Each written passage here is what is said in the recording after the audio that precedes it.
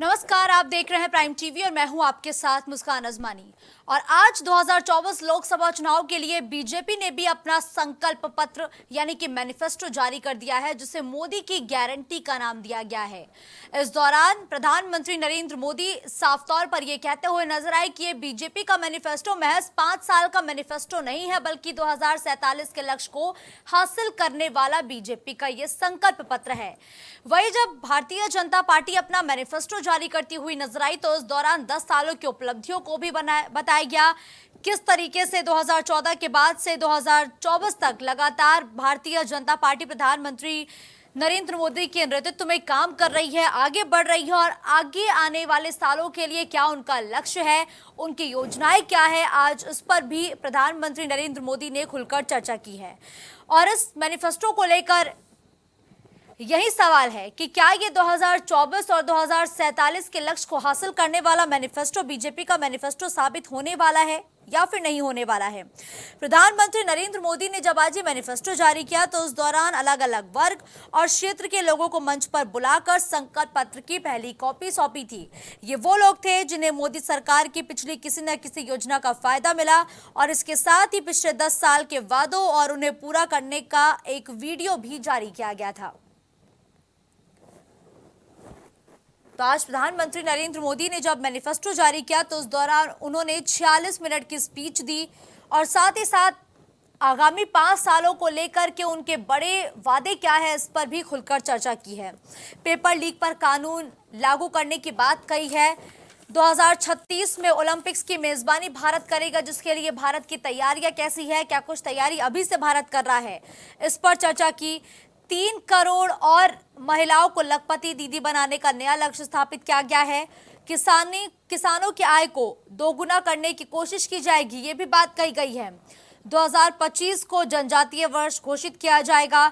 इसके साथ ही 3 करोड़ और नए घर बनाए जाएंगे। 5 लाख तक जो मुफ्त इलाज की योजना है आयुष्मान योजना के तहत, उसको बढ़ा दिया गया है। और एक बड़ी बात जो प्रधानमंत्री नरेंद्र मोदी ने कही कि विपक्षी लगातार ये कहते हुए हमलावर थे कि भारत में गरीबी बढ़ रही है, लेकिन बीते 10 साल में 25 करोड़ लोग गरीबी रेखा से बाहर आए हैं। इस दौरान जब संकल्प पत्र जारी किया गया, नेताओं की तरफ से क्या कुछ कहा गया है संकल्प पत्र जारी करने के दौरान, एक बार वो सुनते हैं। भाजपा के संकल्प पत्र पर 4 जून के नतीजे के बाद तुरंत तेजी से काम शुरू हो जाएगा।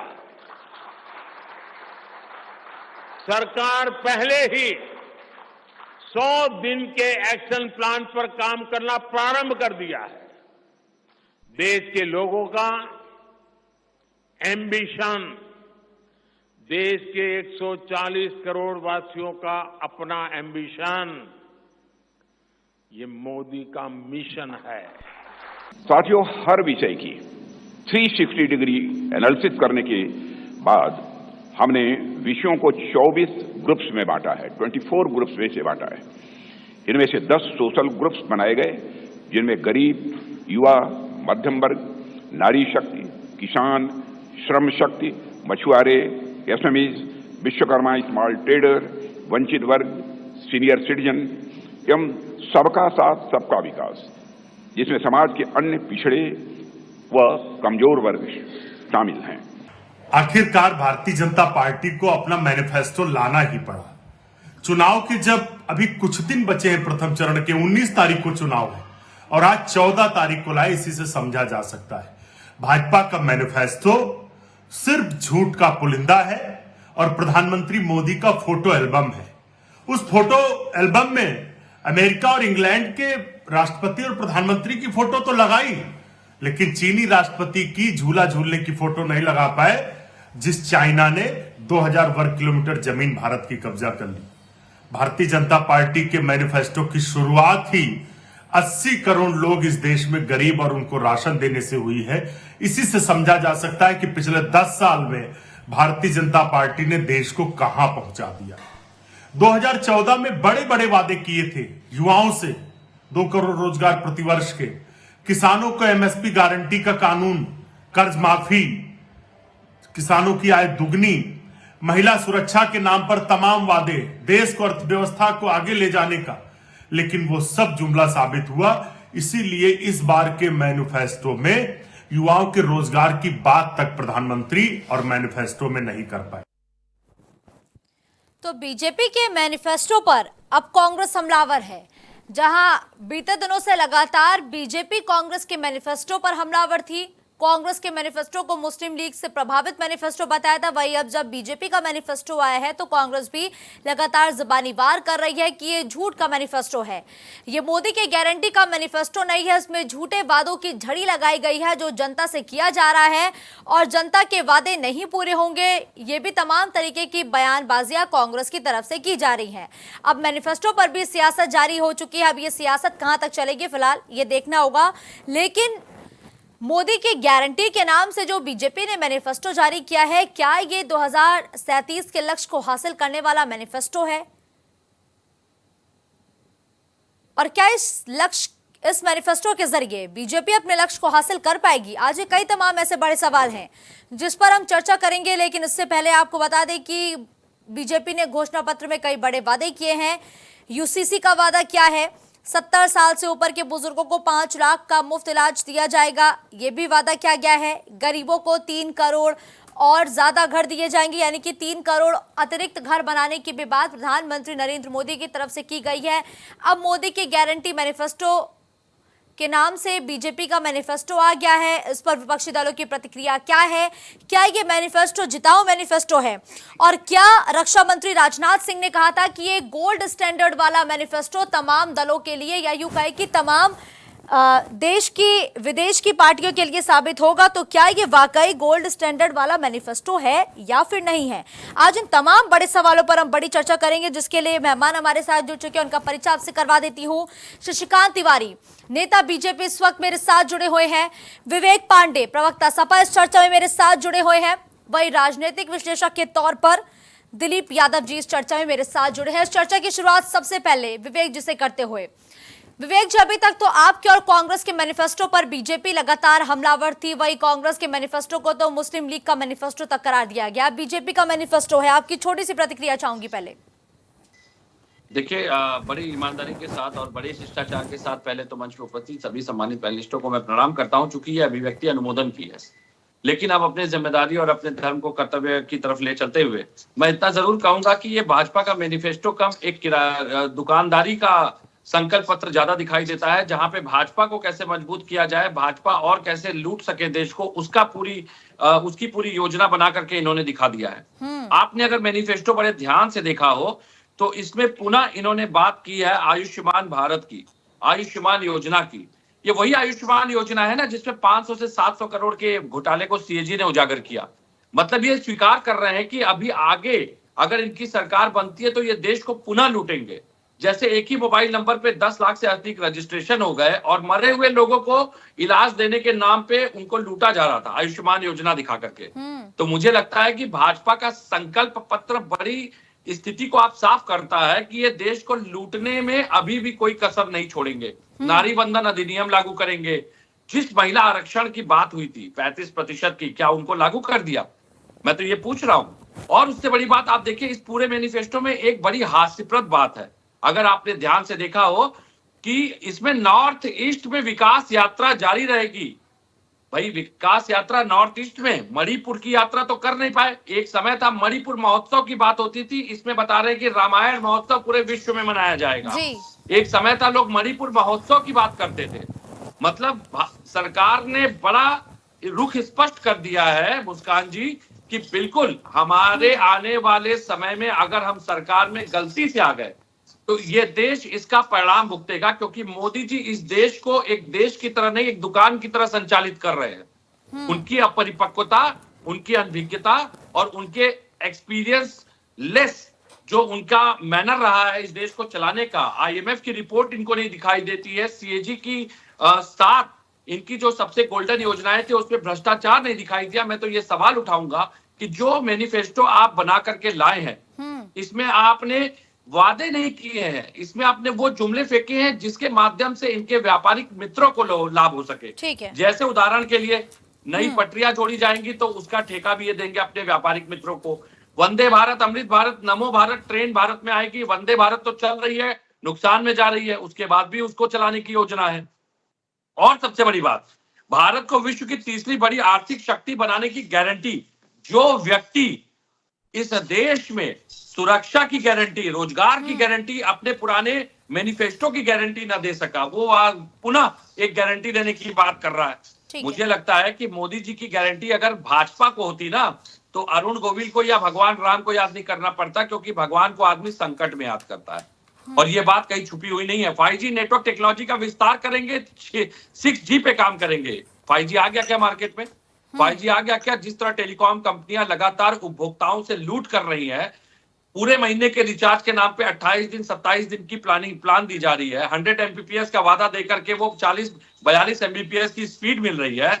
आज हम 5G टेक्नोलॉजी के नाम पे इंटरनेट की सुविधा इस्तेमाल कर रहे हैं, और भारत सरकार जो है वो न तो उड्डयन मंत्रालय को नियंत्रित कर पा रही है, न एयरलाइन की टिकटों को कंट्रोल कर पा रही है, न वो टेलीकॉम कंपनियों की मनमानी रोक पा रही है। हाँ, चंदे जरूर ले रही होगी। आप चाहे तो इसका उदाहरण मैं प्रस्तुत कर दूंगा। चंदे जरूर ले रही होगी। मछली पालकों को सीवीड मोती की खेती के लिए प्रोत्साहित, अरे निषाद जी को तो आपने टिकट ही नहीं दिया। जो मछुआरों का नेतृत्व करते हैं निषाद जी, उनको तो आपने टिकट ही नहीं दिया। और जब आपने उनको नेतृत्व ही नहीं दिया, तो उनके लिए योजना कहां से बनाएंगे? पिछली बार भी ये योजना बना के लेके आ रहे थे। मैं तो ये कहूंगा ना, मैं कोई ऐसी बात नहीं करूंगा मुस्कान जी जो राजनीति को, मैं तथ्यात्मक रूप से तर्क सहित प्रमाण दूंगा, और तर्क के आधार पर पूछूंगा कि मोदी जी पहले ये बताए, जो भगौड़े थे इनके, जो काला धन था, अब इनके मैनिफेस्टो से वो गायब क्यों है? क्योंकि वो काला धन और वो भगौड़े चंदे देकर के इनके साथ जुड़ चुके हैं आगामी लोकसभा में फंडिंग करने के लिए, और वो सारा काला धन इलेक्ट्रल बॉन्ड के रूप में इनके खातों में जा चुका है। कहा गया काले धन का वादा? बताइए। चलिए ठीक है, आरोपों पर आपका जवाब देते हैं। शशिकांत तिवारी जी, ये वादों का मैनिफेस्टो नहीं है, जुमलों का मैनिफेस्टो करार दे रहे हैं ऐसे समाजवादी पार्टी के प्रवक्ता। देखिए, मोदी जी अपने मैनिफेस्टो को आज ला करके यह साबित कर दिए कि उनको देश की चिंता है। भारतीय जनता पार्टी का जो यह संकल्प पत्र है, यह देश की चिंता को सामने रख करके बनाया गया है। इसमें चाहे वो नौजवान हो, चाहे नारी शक्ति हो, चाहे हमारे देश के तटवर्ती सीमा हो, पूर्वोत्तर सीमा हो, पूर्वोत्तर के राज्य हो, चाहे हमारे देश के जो विभिन्न वर्ग हैं, किसान है, उद्योग है, विश्वकर्मा है, जो भी हमारे काम करने वाले कारीगर हैं, उनकी इसमें चिंता की गई है। सबके लिए व्यवस्था की गई है। देश की सुरक्षा और अंतर्राष्ट्रीय संबंधों और मुद्दों की भी बात की गई है। हम परमाणु, कुछ ये राजनीतिक दल कह रहे हैं कि परमाणु विहीन कर देंगे भारत को अगर हम पावर में आ गए तो। हमने परमाणु संप्रभुता की भी बात की है और आगे उस पर काम करने की भी बात की है। देश की संप्रभुता किस तरह आगे बढ़ेगी, किस तरीके से लोगों की खान पान से लेकर के भोजन, शिक्षा, स्वास्थ्य से लेकर के उनके रोजगार तक की सभी पहलुओं को छुआ है। 76 पृष्ठ का ये जो संकल्प पत्र है, देश के किसी भी वर्ग को अछूता नहीं रह गया। हर मुद्दे पर उसमें बात की गई है। हाँ, अगर जहां तक समाजवादी पार्टी के साथी की बात करें तो देखिए, जिस स्कूल में पढ़ाया जाता हो कि धरती चपटी है, तो हमेशा वो जहां जाएगा यही बताएगा कि धरती चपटी है। तो इन लोगों के पार्टी में यही केवल लूट, झूठ, ठेका और इतनी बात बताई जाती है, तो उतनी दुकानदारी। तो दुकानदारी के दृष्टिकोण से लोग इसको देखते हैं, तो बार बार ये दुकानदारी और लूट की बात कर रहे हैं, क्योंकि ये लोगों का काम ही वही है, उतना ही सोच है, उससे ज्यादा तो इनकी पार्टी से कोई अपेक्षा की नहीं जा सकती। बहरहाल आज मैं बात करूंगा अपने भारतीय जनता पार्टी के। इसमें कोई ऐसा क्षेत्र नहीं है जहां छोड़ा गया हो। पूरे अंतर्राष्ट्रीय संबंधों को इसमें संबोधित किया गया है। अंतर्राष्ट्रीय हम किस तरीके से मजबूत होंगे, तटीय हमारे जो तटबंध हैं, हमारे भारत के 3 तरफ से समुद्र से भारत घिरा हुआ है, वहां हम कैसे मजबूत होंगे, पूर्वोत्तर में कैसे मजबूत होंगे, इसके साथ सांस्कृतिक और धार्मिक विरासतों को कैसे होंगे, आप तो खुद ही सवाल उठा रहे हैं अपने मैनिफेस्टो पे। हम रामायण को क्या करेंगे वो बताइए ना, बिल्कुल लेके जाएंगे। पंचतंत्र की कहानियां सुना रहे हैं, कभी टेक्निकल बात करते हैं। क्या बात सुनी इनकी बताइए। उम्र में बड़े हैं, मैं बोलना नहीं चाहता। जनता पार्टी रामायण को दुनिया में लेके तो आप छटपटाने लगे। आप लोग रामद्रोही हैं, आप लोगों को श्री राम से जलन है। आप लीजिए, रामद्रोही हो गए, ये देंगे सर्टिफिकेट। रामद्रोही कौन है?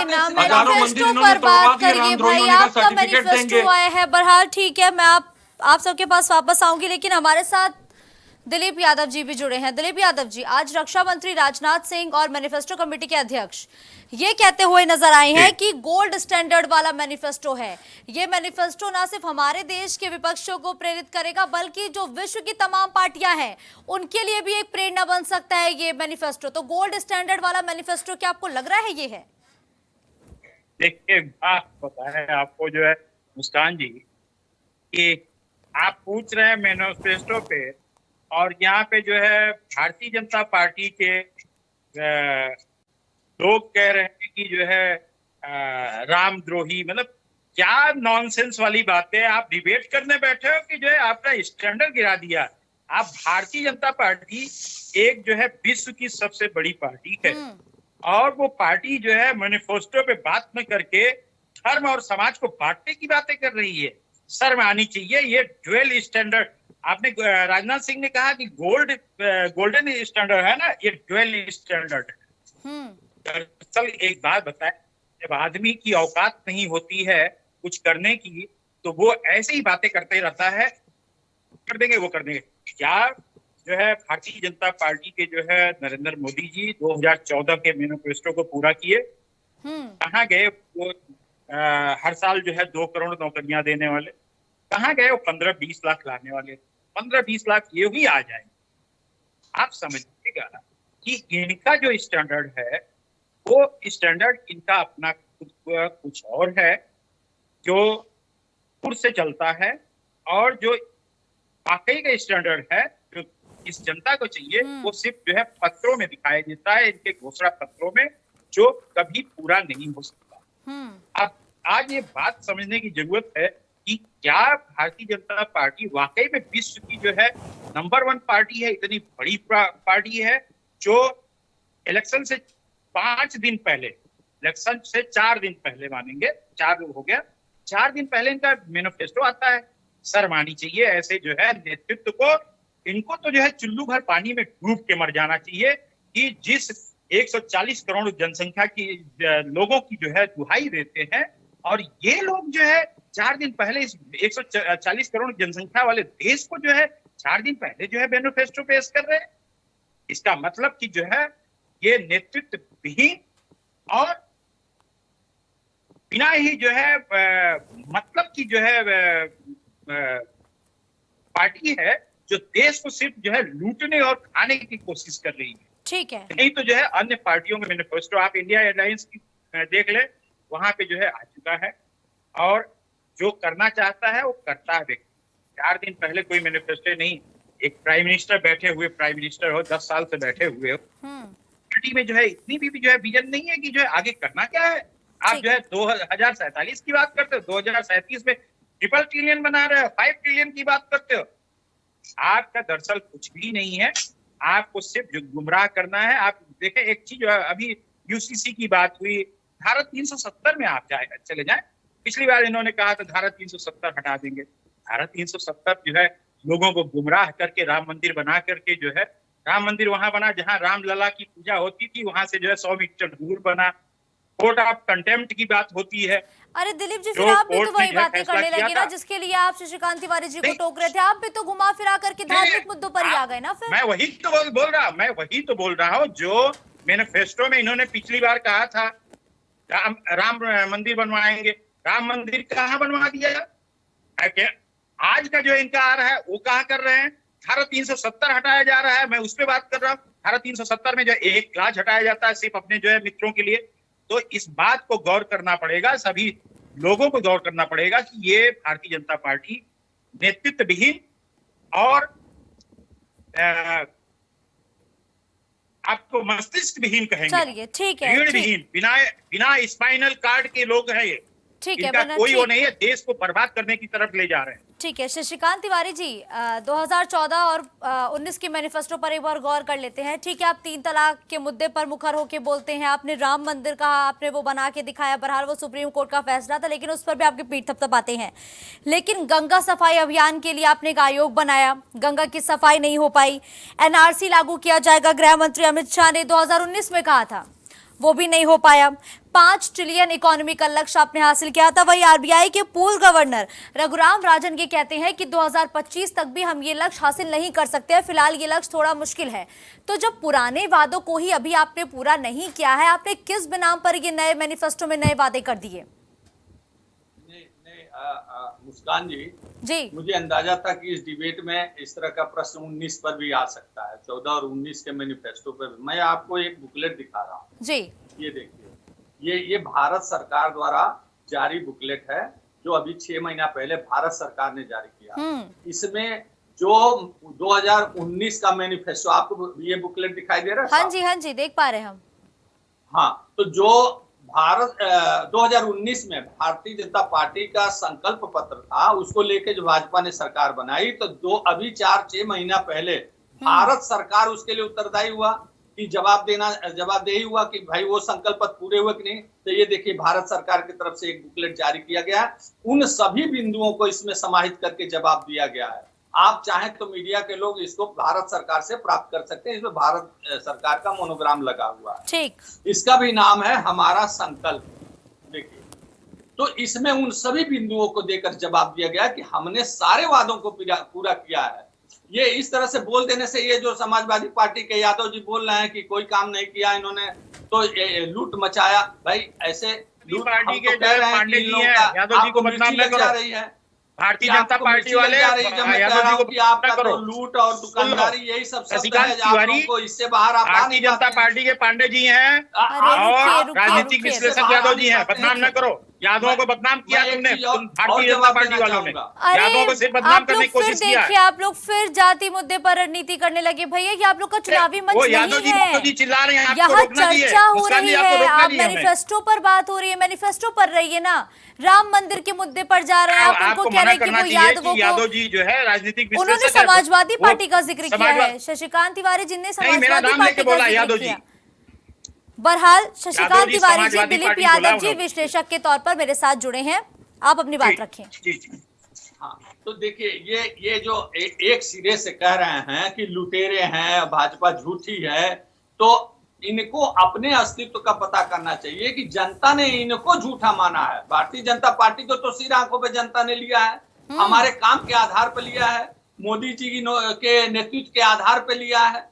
आज आप उत्तर प्रदेश में वोट के महंगे हो रहे हैं, एक सीट आपको मिलने नहीं जा रही है, तो आपको अपना विश्लेषण करना चाहिए। भारतीय जनता पार्टी तो जो काम कर रही है, छाती ठोक के कर रही है।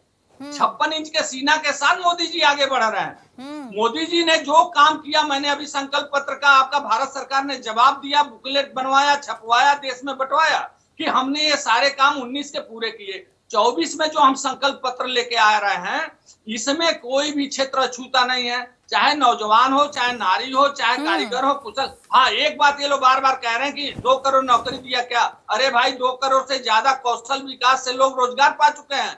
अब नौकरी की तो बात छोड़ दीजिए, मैं सिर्फ कौशल विकास की बात कर रहा हूँ कि 2 करोड़ से ज्यादा लोग, उसमें करोड़ों लोग उद्यम विभाग से, उद्योग विभाग से लोन लेकर के अपना रोजगार कर रहे हैं। 25 करोड़ लोग गरीबी रेखा से बाहर आ चुके हैं। आपको विरोध का चश्मा हटाना चाहिए। आपको मोदी जी को इन शब्दों से जो आप नवाजते हैं, आप जनता का अपमान करते हैं, मोदी जी का अपमान नहीं कर रहे हैं। भारतीय जनता पार्टी को झूठा करके आप भारतीय जनता पार्टी को अपमानित नहीं कर रहे हैं। जो लोग देश में मोदी जी को वोट दे रहे हैं, सरकार बनवा रहे हैं, आप उनकी निंदा करते हैं, आप उनको झूठा कहते हैं। आपको विश्लेषण करना चाहिए कि जनता आपको झूठा मानती है, आपके बातों पे ध्यान नहीं देती है। 1 सीट के महंगे होंगे, देखिएगा उत्तर प्रदेश में ये 80 के 80 सीट भारतीय जनता पार्टी को आ रही है। इस बार ये इनको मैनपुरी भी नहीं आएगा, एक सीट के लोग मांगे होंगे। विवेक जी, प्रधानमंत्री नरेंद्र मोदी का अपमान यानी कि जनता का अपमान कह रहे हैं शशिकांत तिवारी जी, लेकिन मैं इनके मैनिफेस्टो पर ही बात करना चाहूंगी। ये साफ तौर पर कहते हुए नजर आ रहे हैं कि 2014 और 2019 के जो वादे थे वो हमने पूरे कर दिए हैं, और बीजेपी जारी ही ऐसा मैनिफेस्टो करती है जिसमें वो जनता से किए गए वादों को पूरा कर सके। बिल्कुल सही बात है। हो सकता है कि शशिकांत तिवारी जी को 15 लाख रुपए मिल गए हो भाई इलेक्ट्रल बॉन्ड में, वैसे भी इन्होंने बहुत लूटा है देश को। अनसर्टिफाइड जो फाइनल जो मेडिसिन थी उनको भी तब मार्केट में अगर आने दिया गया है, तो जो चंदा मिला होगा, हो सकता है 15 लाख इनको मिल गया हो भाई, 15 लाख से बढ़ाकर भी दे दिया हो, तो इनके लिए तो वादे पूरे कर ही दिए हैं मोदी ने। मैं तो ये पूछूंगा, चलिए बात हो रही है, चूंकि ये मोदी पुराण पे अटके हुए हैं, क्योंकि उसके आगे इनको अपना मैनिफेस्टो ही नहीं पता है, मैं आपको दावे के साथ कह सकता हूं। और मुस्कान जी, आश्चर्य मत कीजिएगा अगर थोड़ी देर के बाद बीजेपी नेता आपको भी समाजवादी पार्टी का समर्थक घोषित कर दे, क्योंकि हम लाल टोपी लगाते हैं, आपने भी लाल रंग की फॉर्मल ड्रेस पहन रखी है, तो इनको लाल रंग से बड़ी आपत्ति है चूंकि। लेकिन चलिए, आज चूंकि आपने जो मुद्दा रखा है मैनिफेस्टो पे जरा बात हो जाए, हम अपनी पार्टी का भी मैनिफेस्टो बता दें। हमने जातिगत जनगणना को पहले शामिल किया प्रमुखता के साथ, क्योंकि ये इस देश में बहुजन समाज की सबसे बड़ी मांग। हमने पुरानी पेंशन लागू करने की बात की है, क्योंकि मोदी जी आधुनिक पेंशन के लाभ तो जरूर गिनवाते हैं, लेकिन खुद पुरानी पेंशन की मलाई काट रहे हैं। किसानों को हमने एमएसपी की लीगल कानूनी गारंटी ऑर्डिनेंस पास करके दी है, क्योंकि मोदी जी एमएसपी पे बात ही नहीं कर सकते, क्योंकि उससे उनके जुमला फेंकने का जो नतीजा है उससे उनके व्यापारिक मित्र नाराज हो जाएंगे। हमने किसानों के कृषि संबंधी कर्ज माफ करने की बात की है, जिसको कि इन्हीं के गृह मंत्री अमित शाह जी बता चुके हैं कि ये तो चुनावी जुमला था। मुफ्त सिंचाई की सुविधा का हमने वादा किया है, जिसमें कि नमामि गंगे जैसी योजना इन्होंने अपने व्यापारिक मित्रों को दी, और उसको किसी भी हद तक अपने तरीके से संचालित करने के लिए इलाहाबाद हाईकोर्ट तक जाना पड़ा, और इनको उसमें भी फटकार का मुंह देखना पड़ा। हमने किसान आयोग गठित करने की बात की, ताकि किसानों को बार बार आंदोलन न करना पड़े और उनकी मांगों को विधिक पूर्वक तरीके से निपटाया जा सके। जिस आयोग को देखते ही ये बगले झांकने लगते हैं, जिसकी बात होती ही। हमने छोटे और सीमांत और भूमिहीन किसानों को 5,000 रुपए प्रतिमाह पेंशन देने की घोषणा की है। भाई, किसान अगर नेचुरल कैलामिटी की बात करिए, बारिश की बात करिए, ओले की बात करिए, लू की बात करिए, अगर उसको किसी भी तरह की समस्या होती है, तो 5,000 रुपए अगर हम देने की बात कर रहे हैं, तो ये हम किसानों के हित में काम कर रहे हैं, क्योंकि वो हमारा अन्नदाता है। तो मुझे लगता है कि हमने उन मुद्दों को लाने की बात की। 2 साल में संसद विधानसभा में हमने 33% महिलाओं के आरक्षण को लागू करने की बात की है, जिसपे कि मोदी जी 0.3% भी लागू नहीं कर पाए हैं। और एक बात, सरकारी नौकरियों में महिलाओं को 33% आरक्षण की बात की है। आपको जान के आश्चर्य होगा मुस्कान जी, उत्तर प्रदेश फायर सर्विसेज में महिलाओं की कोई नियुक्ति नहीं होती, क्योंकि ये महिलाओं को जोखिम उठाने वाली किसी भी ऐसी ड्यूटी या नौकरी में नहीं लाना चाहते, जिससे कि वो पुरुषों की बराबरी कर सके। ये मनुवादी चेहरा इनका। ये गेहूं बांटते हैं, लेकिन इनको ये नहीं पता गेहूं को पिसवाना पड़ता है। तो हमने मुफ्त आटे की बात की, हमने हर राशन कार्ड धारक को 500 रुपए मोबाइल आटा मुफ्त देने की बात की है, ताकि वो भी आधुनिक चीजों से जुड़ सके, कृषि से जुड़ी नई आधुनिक तकनीकों को समझ सके, गूगल पे खुद समझ सके कि उसको अपने जमीन के मिट्टी के हिसाब से, उर्वरा के हिसाब से किस तरीके की तकनीक, खाद, बीज को लाना चाहिए, ताकि उसकी पैदावार अच्छी हो सके।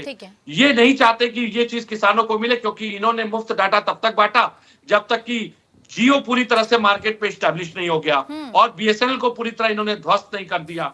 हमने निःशुल्क शिक्षा की बात की, क्योंकि निःशुल्क शिक्षा आज इस देश की आवश्यकता है।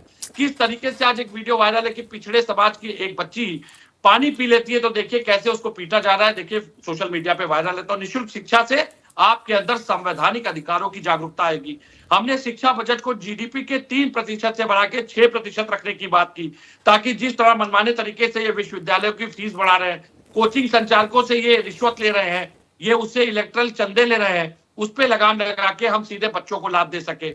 हमने गुणवत्तापूर्ण स्वास्थ्य के अधिकार की कानूनी गारंटी की बात की है, ताकि दवाइयों का क्लिनिकल ट्रायल पूरा हो, उसके बाद ही आए। वरना कोविड में तो वाहवाही लेते हैं व्यवस्थाओं की, लेकिन जब विश्व स्वास्थ्य संगठन आंकड़े जारी करता है तो यह हाथ खड़े कर देते हैं, सुप्रीम कोर्ट में हलफनामा देते हैं कि दवाइयों में अगर कोई समस्या आती है तो सरकार जिम्मेदार नहीं। भाई, सर्टिफिकेशन किसने दिया, चंदे किसने लिए, बिना क्लिनिकल ट्रायल के मार्केट पे किसने आने दिया दवाइयों को। और एक बात, अंतिम सबसे महत्वपूर्ण बात, केंद्रीय और राज्य की सार्वजनिक क्षेत्र की इकाइयों का निजीकरण बंद होगा। और मैं तो एक बात और कहता हूं कि सरकार बनती अगर इंडिया गठबंधन की, तो जो संस्थाएं, जो वित्तीय निगम इन्होंने मोदी अडानी को दिया है, उसको भी हम निरस्त करके वापस लेने का काम करेंगे सरकार के नियंत्रण में। चलिए ठीक है, आपने अपने मैनिफेस्टो की बड़ी बातें कही, लेकिन एक बार ग्राफिक्स के जरिए नजर डालते हैं कि बीजेपी की तरफ से आज क्या बड़े वादे जनता से किए गए हैं। तो प्रधानमंत्री नरेंद्र मोदी के 10 कदम, हर गरीब को पक्का मकान देने का वादा प्रधानमंत्री मोदी ने किया है। 3 करोड़ नए घरों की गारंटी प्रधानमंत्री नरेंद्र मोदी यानी कि बीजेपी की तरफ से अपने संकल्प पत्र में दी गई है। आयुष्मान भारत योजना जारी लगातार रहेगी, हर घर नल से जल योजना भी लगातार जारी रहेगी। तो कई तमाम ऐसी योजनाएं हैं जो निरंतर जारी रहेंगी। उज्ज्वला योजना नारी भी लगातार जारी रहेगी। महिलाओं को साधने की कोशिश की गई है। राष्ट्रीय न्यूनतम वेतन की समीक्षा करने की बात भी प्रधानमंत्री नरेंद्र मोदी ने आज कही है और एमएसपी में बढ़ोतरी लगातार जारी है, तो एमएसपी में बढ़ोतरी भी लगातार की जा रही है। और इसके साथ ही 80 करोड़ परिवार को मुफ्त राशन की जो योजना लगातार चलाई जा रही है वो आगामी 5 सालों के लिए और बढ़ा दी गई है। किसानों को 6,000 रुपए सालाना देने की बात भी आज बीजेपी ने अपने मैनिफेस्टो में की है। बुजुर्गों के लिए आयुष्मान योजना के लिए भी बड़ी बातें कही गई हैं। आपको बताते चले कि हर गरीब को पक्का मकान देने की बात कही गई है, यानी कि प्रधानमंत्री आवास योजना में तकरीबन 3 करोड़ और ज्यादा घर यानी कि नए घर बनाने की बात कही गई है। वही घोषणा पत्र की 2-4 बड़ी बातें और है कि जहां 70 साल से ऊपर के बुजुर्गों को 5 लाख तक का मुफ्त इलाज दिया जाएगा, गरीब को 3 करोड़ घर दिए जाएंगे। वापस अपनी चर्चा करते हैं तो ये रही बीजेपी के मैनिफेस्टो की कुछ बड़ी बातें। लेकिन दिलीप कुमार जी, गरीब, महिला, किसान, हर एक वर्ग को साधने वाला मैनिफेस्टो, क्या ये आपको लग रहा है? देखिए, बात मैनिफेस्टो जो है 14 में भी आया, 19 में, वही बात मैं बार बार पूछता हूँ। जो 14 में आया और जो है 19 में आया, उसका अगर जो है 50% भी जो है क्रियान्वयन हुआ और उससे लोग लाभान्वित हुए, भ्रष्टाचार खत्म हुआ हो, तो मैं मान लेता हूँ कि जो है आप वो 50% आपका 100%, लेकिन एक्चुअल में जो है वो हुआ नहीं है। और जो इन्होंने किया था सारे वादे जो है झूठे हैं। ये तो जो है आदम गोंडवी साहब के वो जो है कि तेरे वादे झूठे हैं, कैसे ध्यान नहीं आ रहा। तो मेरे कहने का मतलब है कि इस हिसाब से आपने जो है भारतीय जनता पार्टी के जो है मैनिफेस्टो को जो है वो किया, और जो जवाब जो है या आपने शशिकांत तिवारी जी ने, विवेक पांडे जी ने बहुत मैनिफेस्टो का जो है विश्लेषण किया है और इन्होंने जो है एक एक पॉइंट जो किया है सिर्फ मैनिफेस्टो की ही बात की। अब बात करने जो ये विपक्ष में है, बात कर रहे हैं, ये आते हैं, इसको पूरा करेंगे, बहुत अच्छी बात होगी। लेकिन अगर जो है पिछले 10 साल से जो है काम किया है महिला का, आप एक बात बताता है, आप उज्ज्वला योजना की बात करते हैं, आपको भी मालूम है, हकीकत ये है, मैं अभी गांव से होके आया, परसों मैं गांव से होके आया, जिन घरों को महिला उज्ज्वला योजना दिया गया, जो सिलेंडर दिया गया, वो एक बार भराया गया है, इसके बाद से नहीं भराया गया है। उन सिलेंडरों पे जो है वो घर के बाहर जो है रख दिया गया है कि देखो मेरे पास भी जो है प्रधानमंत्री उज्ज्वला योजना का सिलेंडर है, ये आलम है। तो दिलीप जी, क्या उम्मीद कर रहे हैं कि प्रधानमंत्री मोदी घर घर जाके सिलेंडर भी भरना शुरू करें? एक मिनट दिलीप जी, कई बार ऐसी खबरें मेरे पास भी आई है कि जब आवास तो दिया जाता है लेकिन लोग आवास को किराए पर दे देते हैं, तो अब क्या हर बार जाके चेकिंग की जाएगी कि प्रधानमंत्री मोदी रजिस्टर लेके आए, चेक करेगी, जिसके नाम पर अलॉट किया गया है वही करेगा? जी, अरे मेरी पूरी बात तो सुने आप। मैं अभी गांव में होके आया, मैंने देखा कि जो है वो महिलाएं, वो आदमी, पुरुष सारे जो है ये कहते हैं हमने इतने शौचालय बनवा दिए, इज्जत घर बनवा दिया। उन इज्जत घरों में जो है आलम ये है कि बने भी नहीं है, बहुतों के पास है भी नहीं, और लोग खेतों में जाते हैं।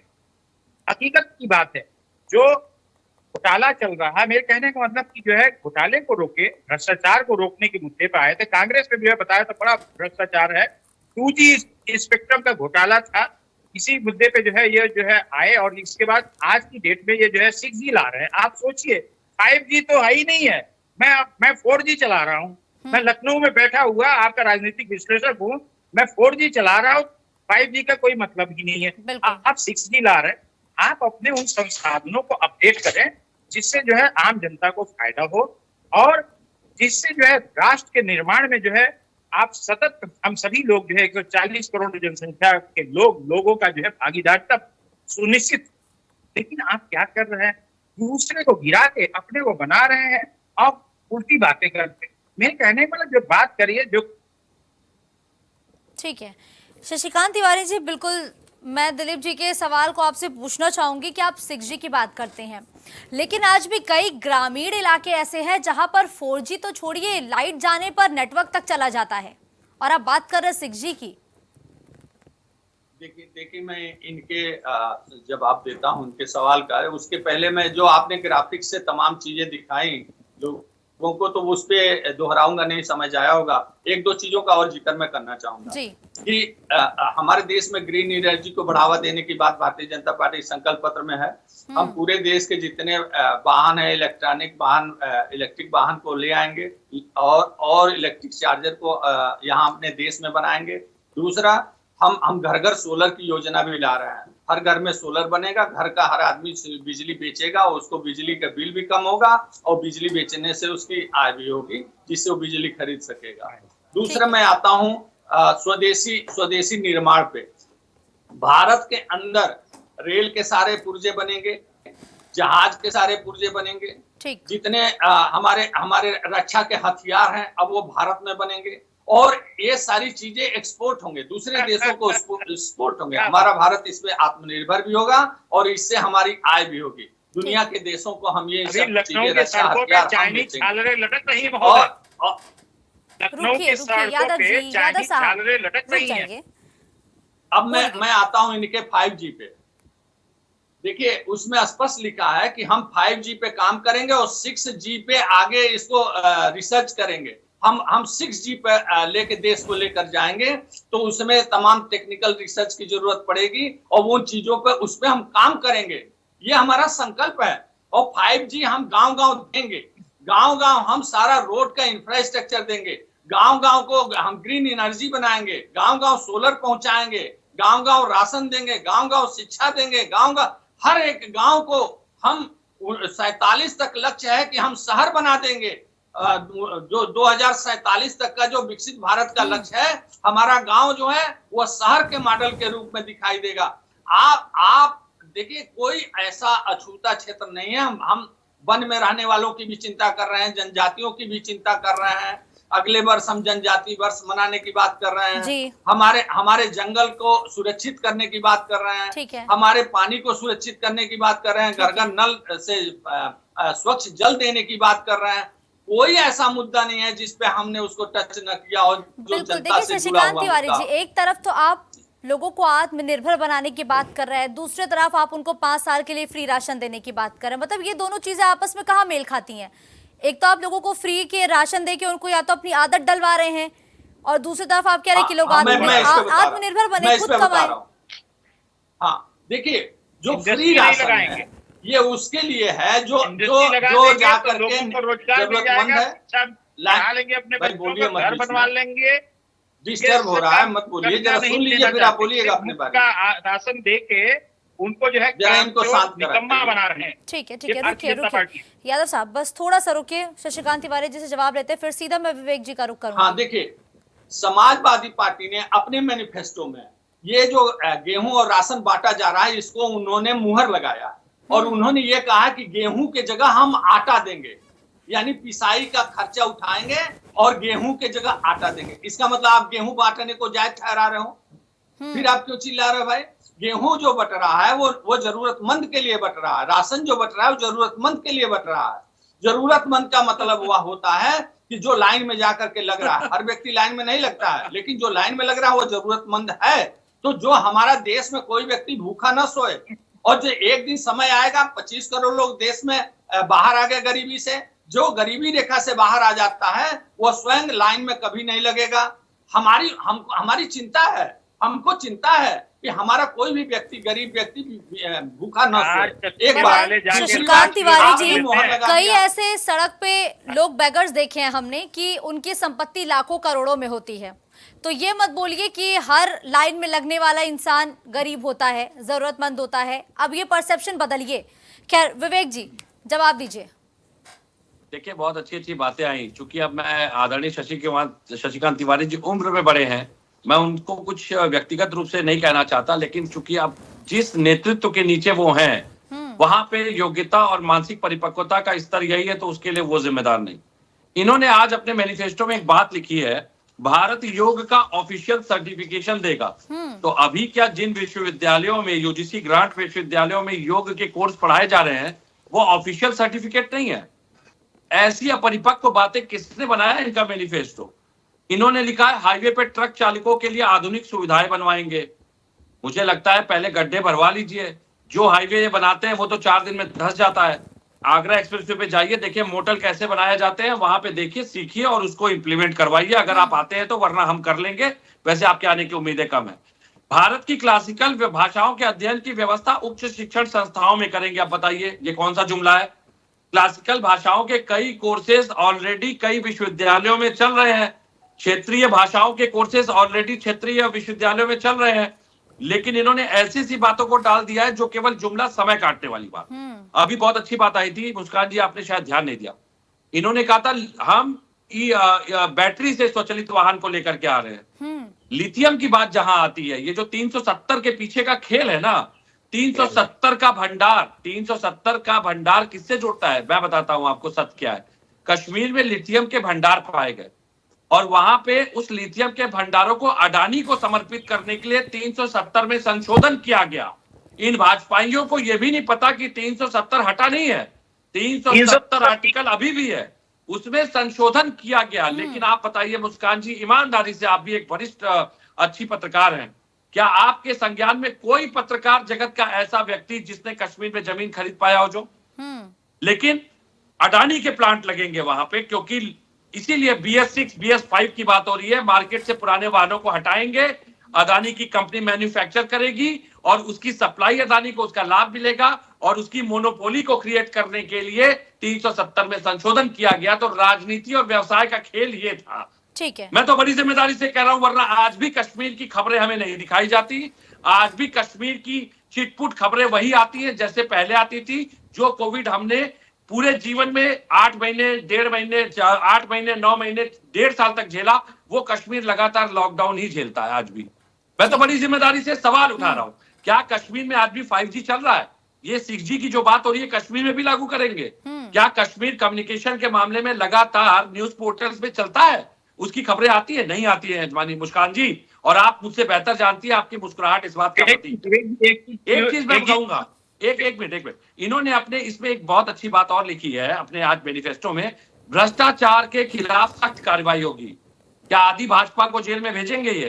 क्योंकि आदि भाजपा में वो लोग हैं जो ईडी और सीबीआई के दायरे में थे।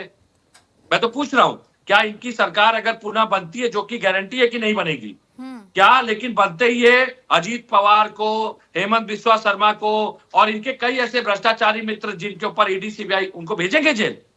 ये सारे जुमले मैं आपके चैनल के माध्यम से पूरे देश से बस एक निवेदन करना चाहता हूं कि इन जुमलों को आप अपने इनके पुराने मैनिफेस्टो से कंपेयर कीजिए। इसमें काले धन की बात नहीं है, इसमें भ्रष्टाचार रोकने के लिए जो ये टास्क फोर्स बनाने वाले थे उसकी बात नहीं है, इसमें किसी भी तरह की योजना नहीं है जो कि युवाओं को प्रोत्साहित करे, न किसानों के लिए कोई योजना बनाई गई है।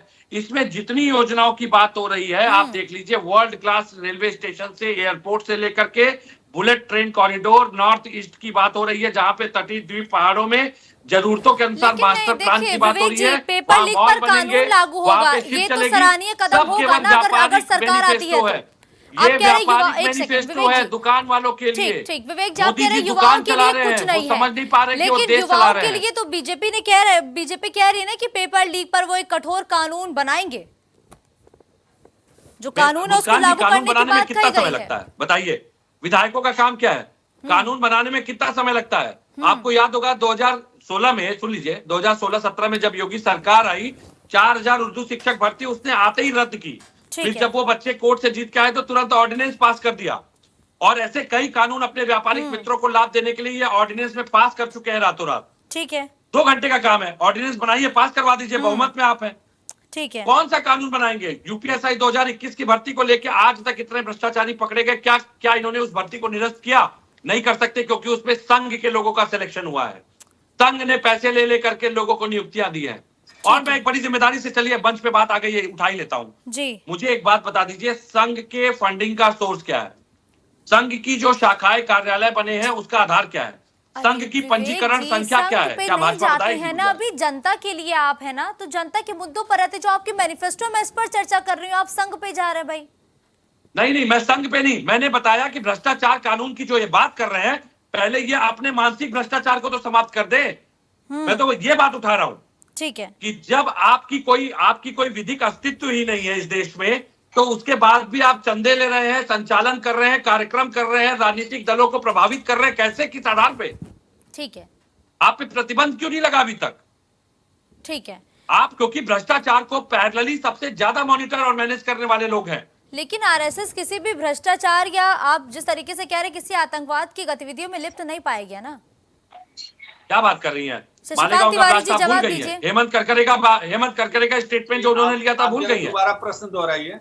शशिकांत तिवारी जी ये कह रहे हैं कि आरएसएस पे वो सवाल उठा रहे मेरी एक निवेदन है, सीधे सुनिए, तौर पर। डिबेट डिले हो एक जाएगी, सेकंड इस रुकिए। पे आप एक दिन मुद्दा रख लीजिए, इस पे एक दिन चर्चा हो जाए। ठीक है, नहीं बिल्कुल मैं रखूंगी, लेकिन आपका जो आय का सोर्स है, जो बीजेपी जिस आरएसएस की नींव पर खड़ी हुई है, वो उस आरएसएस पर आरोप लगा रहे हैं कि आरएसएस से प्रभावित है। तो ये मैनिफेस्टो है, इस मैनिफेस्टो में भी आरएसएस की झलक दिख रही है। किस आधार पे आरएसएस है? देखिए, उसका आधार तो इनको बताइए। आरएसएस पे हम कोई समाजवादी आरोप पार्टी लगाना है नहीं तो चाहिए, हमारा इनकी रजिस्ट्रेशन है आदियों को बकायदा, पूरा मिल नहीं रहा हमें है। बकायदा आरएसएस तो हमारा देशभक्त वो संस्था है, प्रतीक चिन्ह देश हमें की दिया है राष्ट्र की सेवा में देश लगी के हुई विधिक सामाजिक मान्यता के संस्था है, अनुसार। सामाजिक संगठन मैं तो पूछ रहा हूँ ना देश कि की संघ सेवा में की लगी बात हुई जब है, आती उससे है बड़ा तो कोई संघ के संगठन पूरी कागजों की दुनिया जांच में क्यों नहीं नहीं? है, और मेरा एक उससे सीधा ज्यादा सवाल है। देशभक्त संगठन पूरी दुनिया में कोई नहीं है जो ठीक है। राष्ट्रवाद को ही अपना ध्येय मानता है। क्या एक हम भी बात। संघ के नाम दूसरी से बात संगठन शुरू कि कर सकते हैं? मैं बताइए, एक दो बातों इस पे पे कोई आपत्ति तो नहीं होगी? कोई कॉपीराइट रजिस्ट्रेशन का मामला तो नहीं फंसेगा? बोलने दीजिए। रुकिए विवेक जी। तो मैं अभी पांडे जी कानून के व्यक्ति हैं, मैं इनसे पूछता हूं कि भारतीय जनता पार्टी ने मैनिफेस्टो में लाया है कि जो कानून में जो न्यायालयों में जो लंबित मामले हैं उसको डिजिटल और कंप्यूटराइज तरीके से हम मैनिफेस्टो जल्दी पे से बात जल्दी कीजिए साथ भाई, करने की मैनिफेस्टो के लिए कोशिश बैठे हैं करेंगे। आप, न्यायालय क्या पे इससे चले लाभ गए, होगा न्यायालय कि पे नहीं बात होगा? करेंगे तो मुझसे ये ज्यादा बात कानून नहीं के कर पाएंगे, व्यक्ति आप हाँ या ना में प्रैक्टिकल लॉयर जवाब हो। दें। दूसरी बात, हम आइए देखिए न्यायालय में किस तरीके से वकील काम करता है। आइए देखिए न्यायालय में किस तरीके से वकील बिना सुविधा के बैठने के लिए मजबूर है। आइए देखिए वकील किस तरीके से गर्मी में 50 डिग्री के भी ऊपर बैठ करके काम करने के लिए मजबूर है। गंदी नालियां, शौचालय की व्यवस्था नहीं है, वादी के बैठने के लिए व्यवस्था नहीं है, इससे जो खाने के लिए कैंटीन तक तो ढंग की बनवाई नहीं है। बात करेंगे न्यायालय की, उसमें भी काफी कमी आएगी। भविष्य में कोई फोर्जरी नहीं कर पाएगा। जमीन कोविड में अधिवक्ता मरते रहे, आप लोगों ने क्या कुछ नहीं बताइए ना। आप लोग तो राजनीतिक चंदे भर रहे थे अपने आज पॉलिटिकल पार्टी के खातों में। तो जीआईएस लागू, उसमें लाभ होगा कि नहीं होगा? नहीं क्या दाखिल करेंगे बताइए? जजों की नियुक्तियां नहीं कर पा रहे हैं आप समय से। देश में बहुत बड़ी समस्या है। तो इस तरीके से कानून के क्षेत्र को भी छूने की कोशिश की गई है। अब नहीं मुस्कान जी कानून की बात आई है, मैं बात रखूंगा। मुस्कान जी मेरा जवाब मौका दूंगी ना मैं आपको, रुकिए तो जी। अब इन्होंने शायद ऑडियो तो साफ नहीं मिल पाया, शायद इन्होंने हेमंत विश्व शर्मा का नाम लिया, जरा थोड़ा सुनाई दिया। तो हेमंत विश्व शर्मा ने कल ही रैली में कहा कि राहुल गांधी जी मेरे ऊपर भ्रष्टाचार का आरोप लगाते हैं। मैं चैलेंज करता हूं कि राहुल जी किस भ्रष्टाचार की आप बात कर रहे हैं, उसका एक कागज तो दिखा दीजिए या नाम तो बता दीजिए कौन सा भ्रष्टाचार मैंने किया।